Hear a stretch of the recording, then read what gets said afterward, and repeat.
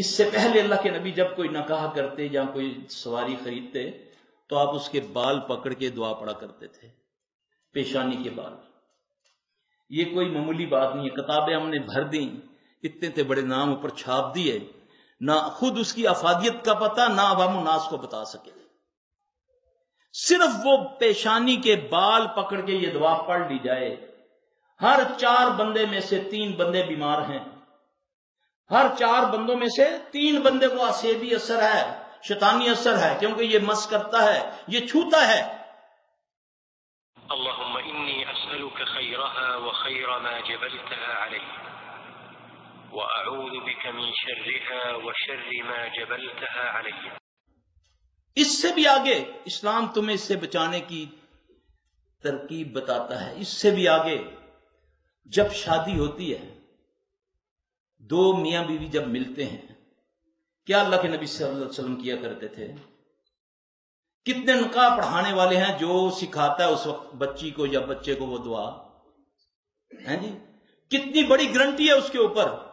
آپ صلی اللہ علیہ وسلم نے فرمایا جس نے اس موقع پر دعا کو پڑھا، اللہ نے اگر جو اس کو بیٹا یا بیٹی عطا کی، جب تک وہ دنیا میں رہے گا کبھی اس کو شیطان چھو نہیں سکے گا، یہ گارنٹی ہے محمد صلی اللہ علیہ وسلم کی۔ قرآن 2 بندوں کی تائید کرتا ہے، موسیٰ عیسیٰ علیہ السلام اور اس کی والدہ کی، کہ ان کو شیطان نے نہیں چھوا۔ ایک صحابی ہے عمار بن یاسر رضی اللہ تعالیٰ عنہ، جن کے بارے میں آپ صلی اللہ علیہ وسلم نے فرمایا کہ عمار بن یاسر تجھ کو شیطان نے کبھی نہیں چھوا۔ چوتھا وہ بندہ ہو سکتا ہے جس کے بارے میں پیارے نبی صلی اللہ علیہ وسلم نے فرمایا کہ جس کے باپ نے یا ماں نے یہ دعا کو پڑھا، بسم اللہ اللہم جنبنا الشیطان وجنب الشیطان وما رزقتنا، تو اگر اللہ نے اس دن اس کو کسی چیز سے نواز دیا، بچہ یا بچی سے، تو جب تک وہ دنیا میں رہے گا اس کو کبھی شیطان جن چھوئے گا نہیں۔ بسم اللہ اللہم جنبنا الشیطان وجنب الشیطان ما رزقتنا۔ اللہ کے نبی صلی اللہ علیہ وسلم نے اس سے بچنے کی ہر راستہ بند کر دیا، لیکن ہم نے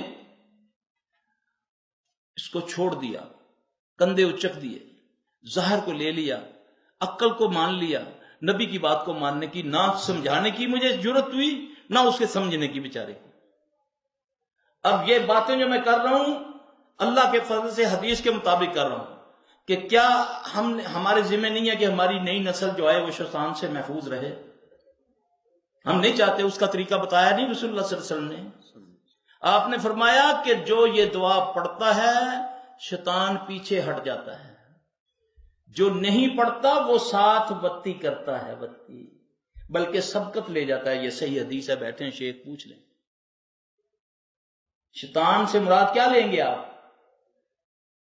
واللہ العظیم ایسے ایسے مریض بچیاں آتی ہیں، ایسی ایسی سٹوریاں سناتی ہیں، نہ ہمیں اخلاق اجازت دیتا ہے نہ اسلام اجازت دیتا ہے کہ اس طرح بات کریں ہم، جو جنات ان کے ساتھ کرتے ہیں۔ پھر کہیں گے جی کہ جن کیسے کر سکتا ہے انسان کے ساتھ زیادتی؟ اللہ کہتا ہے کہ جنت کی حوریں ایسی ہوں گی جن کو نہ جن چھوئے گا، نہ جنوں نے چھوا ہوگا نہ انسانوں نے۔ اس کا مطلب وہ چھو سکتے ہیں جی، وہ کیوں نہیں کر سکتے؟ سبحان اللہ، اللہ قرآن میں کہتا ہے یہ تمہاری اولادوں میں حصہ ڈالے گا۔ میرا بھائی، دلیل کفر کو بھی رد کرنے کے لیے اللہ تعالیٰ مچھر مکھی کی مثال دے کر رد کرتا ہے۔